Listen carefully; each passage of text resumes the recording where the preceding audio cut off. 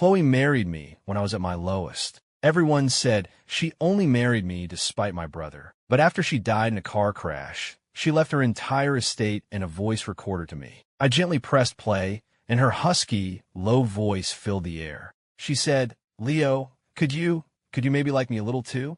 After so many years, I finally glimpsed the vast, magnificent love she had hidden beneath a layer of ice. When I opened my eyes again, I was reborn. My adoptive mother was gripping my hand, saying, "Leo, honey, could you go to prison for your brother?" Before I was 16, I was the pampered eldest son of the Miller family, adored by my parents and sister, living a carefree life. But then Liam showed up with a DNA test, and I learned that the nurse had switched us at birth. He was the true heir, and I was just the cuckoo in their nest. I had intended to leave, but my biological parents were already dead, and Mrs. Miller couldn't bear to see me become an orphan, so she officially adopted me. My adoptive parents were good to me. My sister never neglected me, and Liam never gave me any trouble. I was grateful, but then Liam got into a dispute with another actor backstage at a studio. During the argument, the man fell down a flight of stairs and ended up in a vegetative state. There were no security cameras,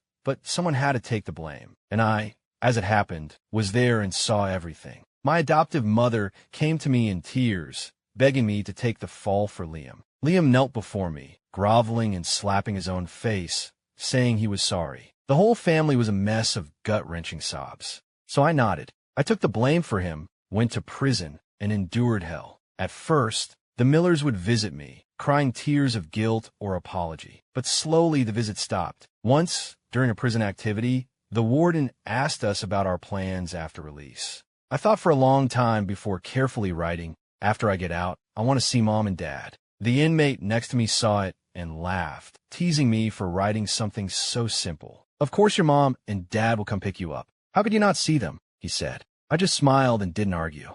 But when I was actually released, no one came. Only the Miller family's assistant was there to drive me to the airport and give me a large sum of money. He didn't say a word, but I understood everything. My Mom and Dad didn't want me anymore.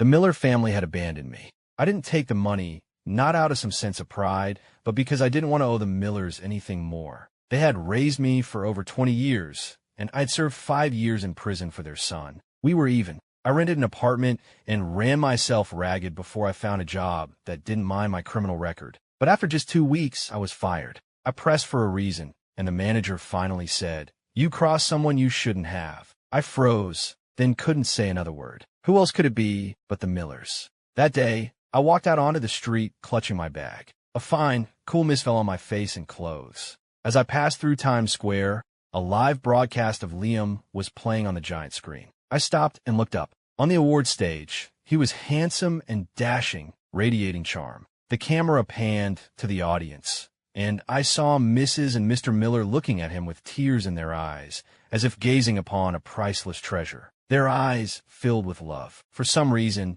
I suddenly remember my first prison visit. My adoptive mother looked at my rapidly thinning frame and tearfully promised me, "Leo, when you get out, Mom will take care of you for the rest of your life. Mom loves you." But the last time I saw her, 2 years before my release, her expression was only one of faint guilt. She had said, "Leo, Liam is getting engaged to Chloe Ashford. He really likes her. When you get out, could you please leave this city so the Ashford family doesn't find out about the past?" Chloe Ashford, the heiress of the Ashford family. There was a TV in prison, and I'd occasionally hear about the epic romance between Liam and Chloe. They said Chloe, known as a flirtatious beauty in her circle, had settled down for Liam. She even entered the entertainment industry he despised to pave the way for him, leveraging her connections and presenting him with awards. I sometimes envied Liam. He had loving parents and a doting girlfriend. In his early 20s, he already had it all: career and love. Unlike me, no parents, no career, no lover, and no one to love me. As for marrying Chloe, that was an accident. After being fired, I went back to my old neighborhood and got a job as a waiter in a restaurant. It was busy. I don't know how she found out where I was, but when she found me, I was serving beer to a customer. A drunk woman started getting handsy. I frowned and slapped her hand away. The woman flew into a rage, kicked me to the ground, and sent a cascade of beer bottles and food all over me. The hot food burned. Still not satisfied, she was about to hit me again, cursing, but she suddenly went silent. I opened my eyes and met a pair of eyes that shone like stars. Chloe smirked, a lazy, insincere smile. "Leo, is this what you're doing now?" I got up, brushed the food scraps off myself, nodded, and tried to walk past her. But I had only taken a few steps when I heard her voice behind me. "Seeing you in such a mess. How about you marry me?" I turned back in shock. "Have you finally lost your mind?" "I'm serious," Chloe said. Her dark eyes sized me up, betraying no emotion, but her tone was earnest.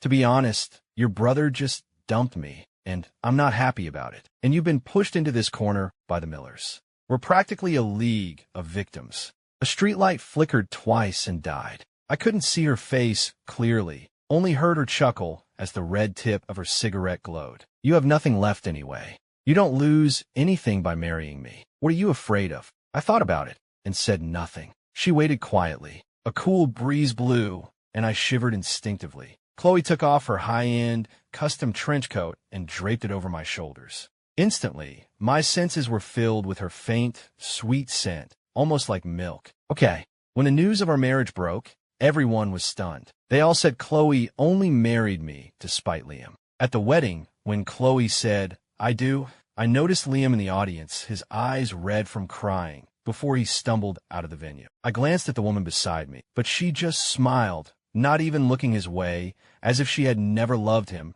as if she truly didn't care. After we were married, Chloe was very good to me. She got me a job as her assistant, so we were tied together at all times. When I asked why, she just smiled flirtatiously. "I can't trust leaving a handsome guy like you at home alone. What if a thief steals you away? I'd be a widow without ever having been a proper wife. Wouldn't that be a huge loss?" I laughed at her shamelessness and didn't bother arguing. Those years in prison had taken a toll on my body. A common cold or cough for a normal person would turn into a major illness for me. Chloe brought in all sorts of famous doctors to treat me, and I finally got a little better. By my bedside, she held my hand, her expression serious and almost reverent. "Leo, I've bought you, so your life is mine now. You can't die before me." It was a childish thing to say, but seeing the hidden sorrow in her eyes, I eventually nodded. I didn't understand her sadness, but I had long learned not to ask, not to disturb. Okay, we were supposed to grow old together, but in the end,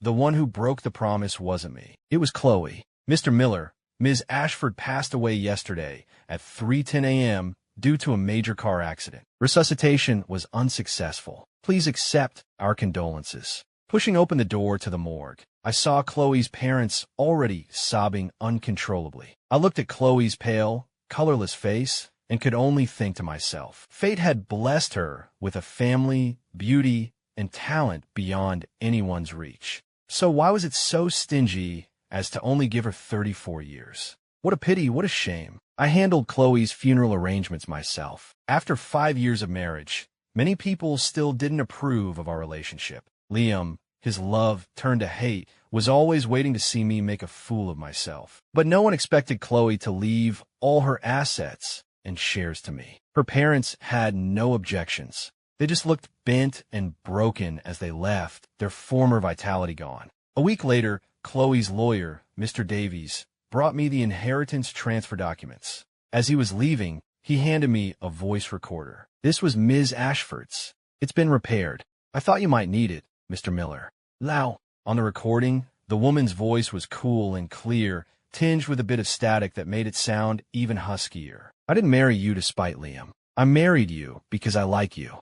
I froze, but my heart was strangely calm, as if I had expected it. Chloe let out a small laugh. "You've probably forgotten, but we met a long time ago. You were the untouchable genius of our school, the teacher's favorite. My own mentor was always talking about you. Every time he finished chatting with your teacher, he'd come back and tell me grumpily, 'Chloe, I'm starting to dislike you. Stay away from me.'" She mimicked her mentor's tone, sounding incredibly cute. I chuckled unconsciously, but then my smile slowly faded. Chloe continued, "I hated you back then, but I couldn't stop my eyes from following you. I guess I'm a bit of a masochist. But then you went to prison for so-called intentional injury. I didn't believe it. I was determined to find out the truth. But unfortunately, the Millers had cleaned up all the evidence. So I set my sights on Liam. So that was it. The legendary love story between Chloe and Liam was just a cover for her to find out the truth about my imprisonment. But Chloe didn't expect Liam's lips to be so tightly sealed. Still, she eventually found some clues. I suddenly remembered something from before our marriage. One day, Chloe had asked me excitedly, "Leo, do you want to get revenge?" No, I had shaken my head. We're even. After all these years, I finally understood. She must have found out the truth that day. She uncovered the truth for me, and then for me, she buried it again. So it was all because of me. The emotions in my eyes trembled violently, and my whole body began to shake uncontrollably as tears streamed down my face. But then again, my acting must have been really, really good to have fooled everyone, including you. Do you know how adorable your expression was when I found you and asked you to marry me? Never mind, I'm rambling again. Actually, there's something I've always wanted to ask you. Chloe coughed. Her voice, usually so cool, now held a rare hint of youthful shyness. Leo, could you like me a little too? I probably won't hear it in this life. So in the next life, when I come find you, you can tell me. Then, amid the screech of sudden breaking and the shouts and screams of a crowd, I clearly heard her last words. She said, "Leo, I really, really, really like you so much." The end of her sentence was even tinged with a smile. The emotions I had suppressed for so long suddenly collapsed. In the empty living room, the lilies Chloe had brought home a few days ago still sat on the table. I had always loved lilies, and she had presented them to me like a treasure. "Leo, do they smell good?" I picked them out one by one. "Leo, from now on, I'll be the one to change the flowers at home." The tiny specks of light in her eyes then were like gentle starlight. How could I have said no? But the one who made the promise had lied. She left first, taking the last bit of life from the lilies with her. The warm sun streamed through the French windows, landing on my shoulder. I reached out to touch it, but only felt a chilling cold. Today, I finally saw the magnificent, secret love Chloe had hidden under her icy exterior. But it seemed it was too late. The next time Mr. Davies saw Mr. Miller was a week later, when he came to sign the inheritance papers. He had worked for Chloe for many years and had met Leo many times. In his memory, Leo was always composed, a gentle smile on his face, like a marble statue observing the world's chaos with detached calm, without joy, anger, or any sign of being moved. Even when he learned of Chloe's death, he had only paused for a moment, his eyes not even turning red. Chloe had been so good to him, yet he hadn't shed a single tear for her. Mr. Davies had secretly felt it was unfair to Chloe. But this time, as soon as he entered the living room, he saw Leo clutching a bouquet of withered lilies, his face whiter than falling snow. When he saw the lawyer, he didn't even offer a polite smile, just stated coldly, "Mr. Davies, donate her assets to an orphanage." "I don't want them." There was no room for discussion. As he was leaving, Mr. Davies couldn't help but turn back and ask, "Mr. Miller, did you ever love Ms. Ashford?" I just smiled and didn't answer. Many years later, Leo was a renowned philanthropist, having sponsored countless orphans. I saw him again on his deathbed. He was only 45, but his hair was completely white. At that moment, he was looking out the window, as if he saw someone. A boyish, bashful look on his face. He said, "I did. I always have. Mom is begging you. Just save your brother. He's still so young. How can he go to prison?" Bro, I really know I was wrong. I don't want to go to prison. I'm a big star. My whole life will be ruined if I go to jail. Waking from a deep darkness, my ears were filled with a cacophony of crying and shouting. My head throbbed. I slowly opened my eyes and took in the scene. Liam was kneeling on the floor, sobbing, while Mr. Miller held him, comforting him. Mrs. Miller was gripping my hand tightly, her face streaked with tears, her voice choked but serious. "Could you go to prison for your brother?"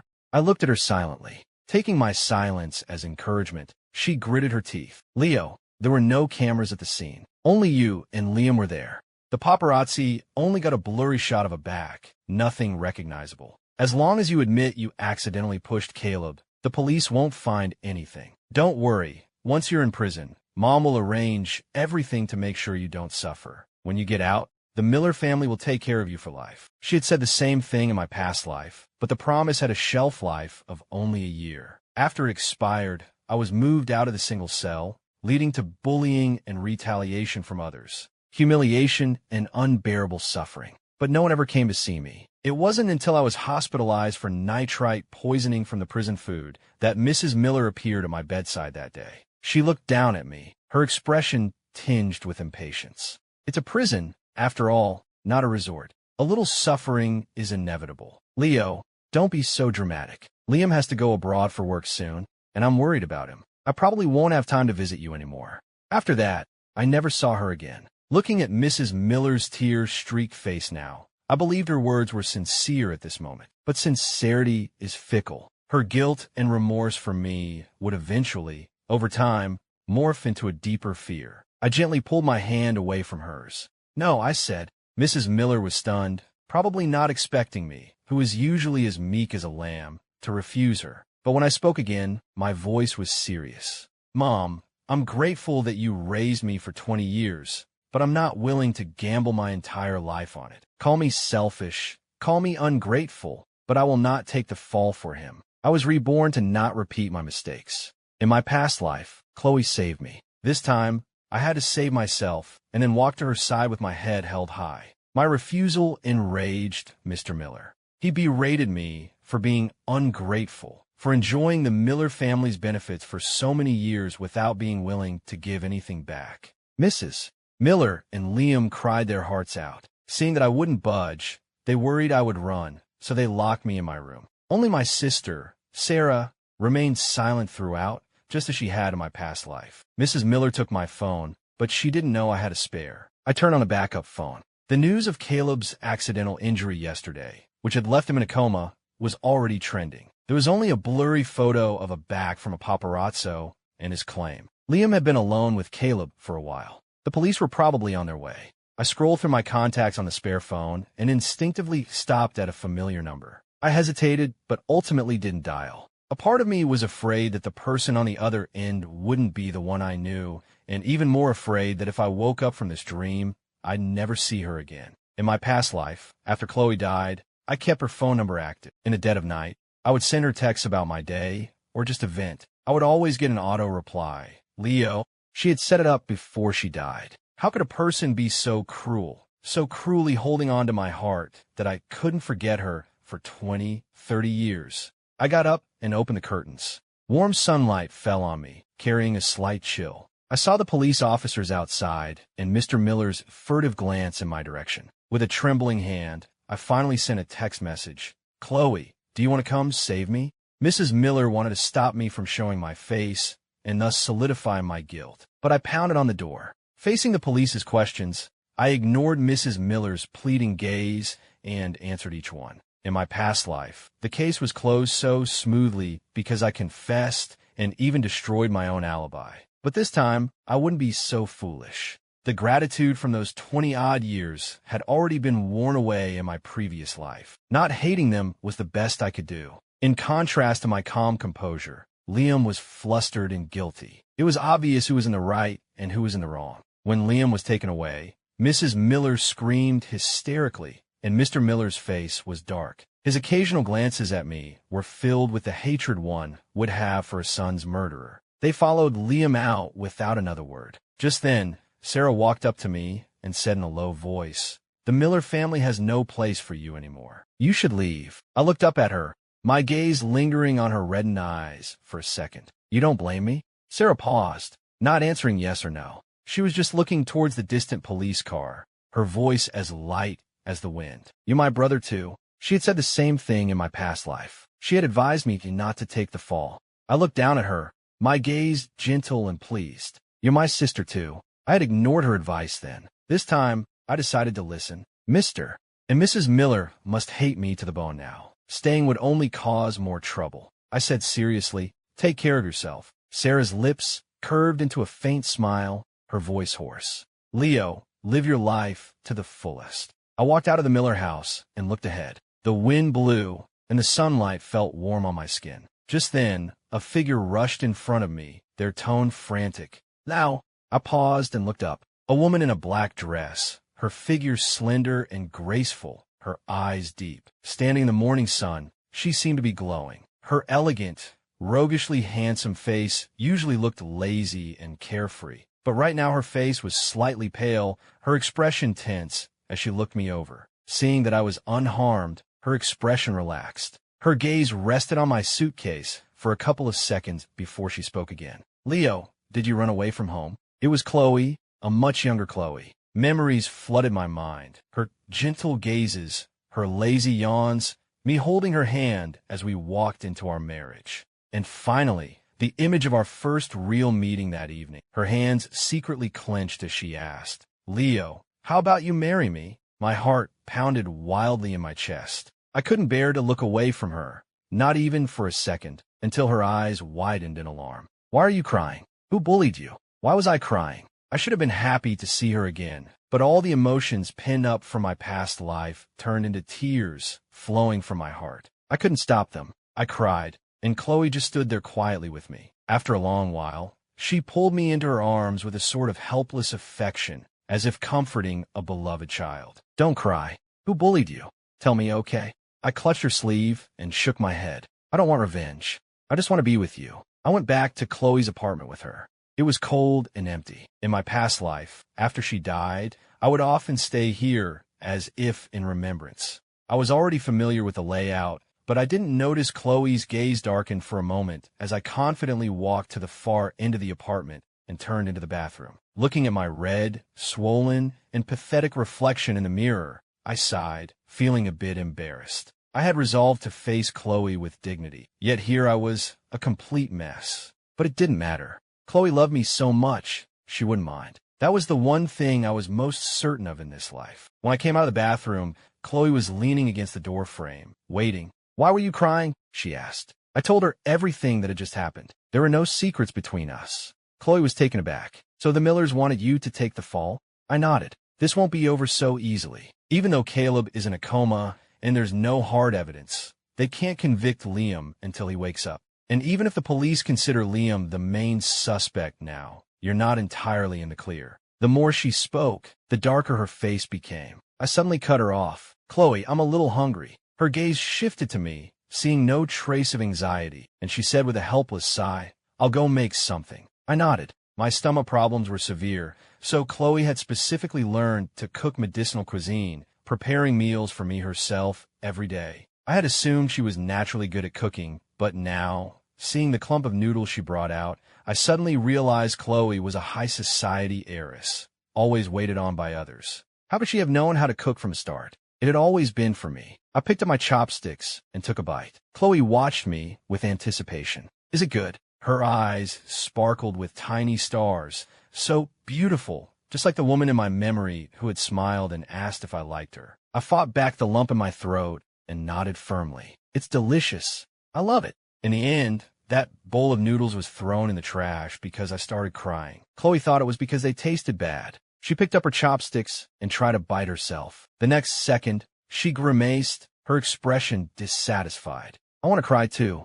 How can it be so bad? It was adorable, and it made me laugh out loud, chasing away the gloom from my brow. I encouraged her. You'll be a great cook in the future. I'm laughing because, well, I'm your only customer in the future. The woman's eyes flickered a thoughtful, inscrutable look in them. She said in a deep voice, Leo, what am I to you in the future?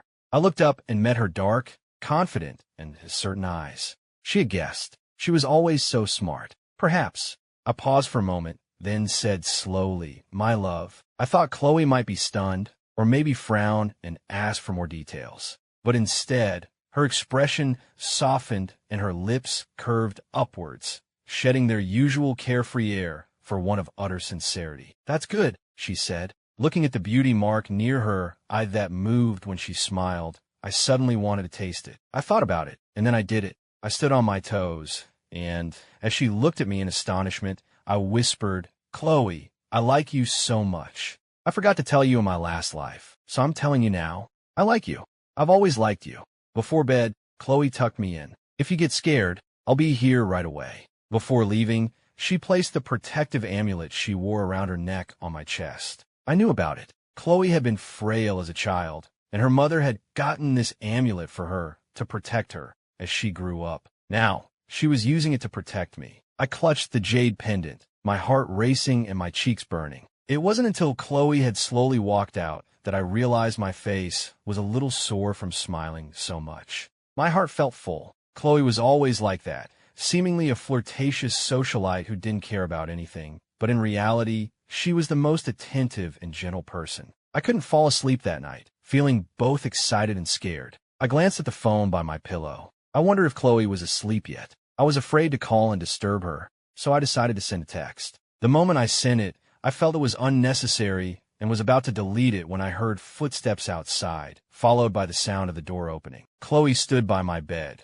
the moonlight streaming through the window and softening the sharp angles of her face, making her look gentle. "What's wrong?" she asked softly. It had been less than a minute since I sent the message, but she was already here. She was truly a woman of her word. No matter how late, she would come, just like she told me that night, just because she was afraid I might really need her. My heart clenched tightly. I ended up staying at Chloe's for 2 weeks. The most interesting part of my day was waiting for her to come home. She would go into the kitchen and experiment with her cooking, and I would lean against the doorframe, watching her quietly. Occasionally, I'd lend a hand. With her hair tied up, revealing a beautiful and slightly youthful face bathed in a warm glow, she exuded a gentle grace. At this point, she hadn't even graduated from college yet. Compared to the decisive, powerful Chloe from my past life, she was still a bit green. This was a time in her life I had never been a part of, never known. She would occasionally look up at me, her lips curling into a slight smile, the pure love in her eyes impossible to hide. She was so in love with me. I was struck by the realization that in the time I never knew, Chloe had loved me with all her heart. My heart constricted, and a feeling spread through my body, finally turning into a long sigh. As Chloe's cooking skills improved day by day, the Miller family finally couldn't hold back any longer. They weren't going to let Liam just admit his guilt and go to prison. But I never expected them to stoop so low as to bribe Caleb's agent to point the finger at me as the real culprit. So shameless, so despicable.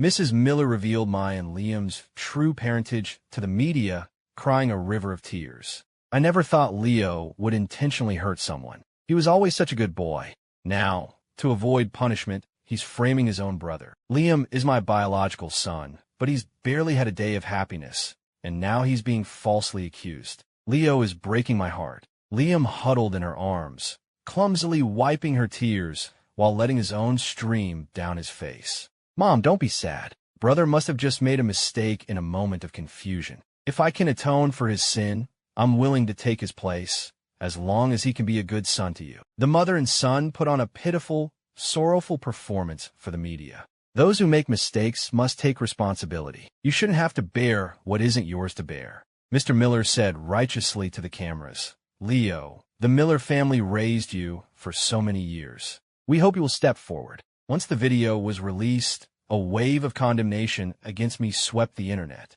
What an ungrateful person. A fake young master who enjoyed a life of luxury for years, only to let the real son of the Miller family take the fall for him. Is he even human? You coward. You do the crime, but won't do the time. Yeah, the Miller family was more than fair to you, and this is how you repay their kindness. The insults were endless. My private social media accounts were doxxed, and my DMs exploded daily. Even old classmates called to ask about the situation, some telling me to just confess. The outside world was in an uproar, but I did nothing. No matter how much the Millers stirred up trouble, as long as the police didn't summon me, I was innocent. Why should I fall into the trap of having to prove myself? That day, Chloe got the news and rushed home. The first thing she said was, "I can help you. No need." Halfway through my sentence, for some reason, I suddenly remembered an incident from my past life. A fierce argument. It was simply because Chloe was treating me too well, which made many people jealous. Someone started spreading rumors about my time in prison, and the internet was filled with insults, all boiling down to me not being good enough for Chloe. Chloe wanted to help me quash the rumors, to attend a press conference with me and file lawsuits against the gossipers. But I felt it was unnecessary. I had been to prison, and though my conscience was clear, I didn't want Chloe to be dragged into the controversy. This infuriated her.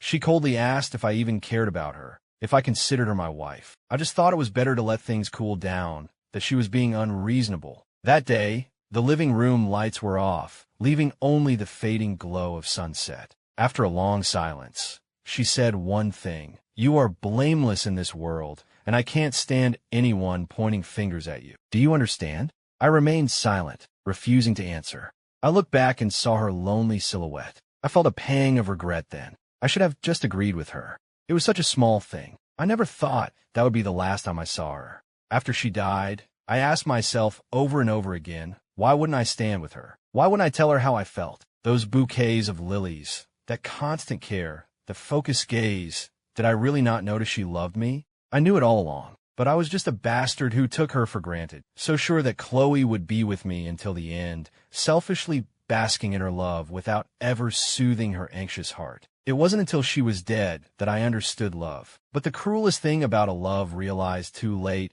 is that before you can even confess it, you've lost the chance forever. This new life was a chance from heaven to make amends. I couldn't be bothered with the coyness and slow progression of a typical romance. I just wanted to be with her. I wanted to, and I still wanted to. So I wrapped my arms around Chloe tightly and kissed her lips. Between our lips and teeth, I gasped softly, "Okay, consider this the down payment on your reward." Chloe froze for a second, then pushed me down onto the sofa with more force and depth. 2 hours later, I was too tired to get up, but I held on to Chloe tightly, refusing to let go. I looked at her, so sleepy I could barely keep my eyes open, but I didn't want to close them. I was still afraid this was all a dream. She leaned down and kissed my cheek, my brow. "Leo, I'm always here." I couldn't hold on any longer and fell into darkness. In the darkness, I was in my pajamas, lying in a black and white bedroom. On the nightstand was a glass of cold water and a white pill next to it. It was cold and empty without that familiar person.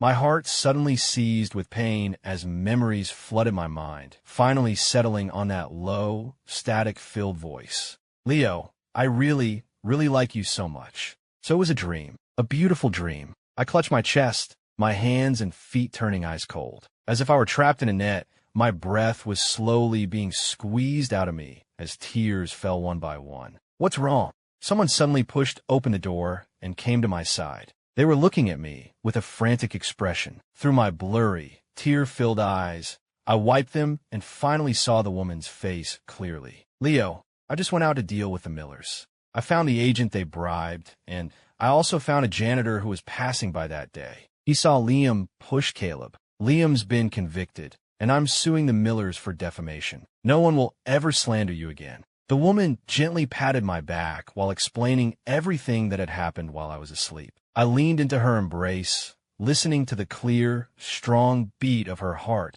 and finally managed to smile. "I missed you," I told her softly. "Have I told you I really, really, really like you so much?" The woman laughed and held me tighter. "I like you too, Leo," she said. After so many years, we finally told each other of our love. Neither mountains, seas, nor time and space could prevent the reunion of two people in love. I was reborn too. After my rebirth, I went to the Miller house and found that everything was still peaceful. Leo was still the coolest, smartest guy in the entire college. Not the man from my past life who seemed gentle on the surface, but whose heart was riddled with scars. My Leo had no sense of security. Prison was too harsh, and he was the target of jealousy. The other inmates would often torment him in the middle of the night. Even when he was asleep, the slightest noise would jolt him awake. Yet despite all that, he managed to do his job well during the day. My Leo was fragile snow and resilient pine, seemingly meltable by a single ray of light. But in reality, he was indestructible. I admired him for it. At the school's opening ceremony, Leo, as the student council president, gave a speech on stage. I sat in the audience, watching him from afar. The boy was in a uniform, his short hair neat, revealing a handsome and youthful face. He effortlessly exuded his charm and displayed his knowledge, captivating many, whether they were looking or listening. This was the Leo from my memories, the young, innocent academic prodigy. Leo stood on the stage, the wind blowing through his hair. The sun seemed to favor him, dyeing his hair a light gold. I suddenly wished that time could freeze in that moment, that my Leo would never have to endure those hardships, that he could remain forever innocent. It would be so good if he never had to suffer, never had to face rumors and ridicule. I already knew Liam would get into trouble, so I had specifically installed a camera in that secluded stairwell. I was about to release the footage when I received Leo's message for help. In that moment, I knew Leo was back too. I wanted to see what he would do this time, how he would handle the Millers. And this time, he refused to take the fall. He left the Miller house. I saw him quietly dragging his suitcase down the deserted, tree-lined avenue. He broke into a smile that made me feel like the sunlight that day was so warm. I took him home. I pretended to know nothing, and after much effort, I managed to make a bowl of unappetizing noodles. I watched him freeze, then slowly guided him to discover my love for him. Seeing his heart tremble for me, I should have been overjoyed. But the moment I saw his tears, my own heart ached. Never mind. It was enough that I loved him. Whether he loved me back or not, what did it matter? He pressed into my arms, holding me tight, and told me he really liked me. In that moment, it felt as if 1,000 flowers were blooming. I fought back the tears welling in my eyes and, word by word, responded to my prince. Leo, I really like you too. They say those who are meant to be will always find each other. And when they do, the sun is sure to be shining warmly.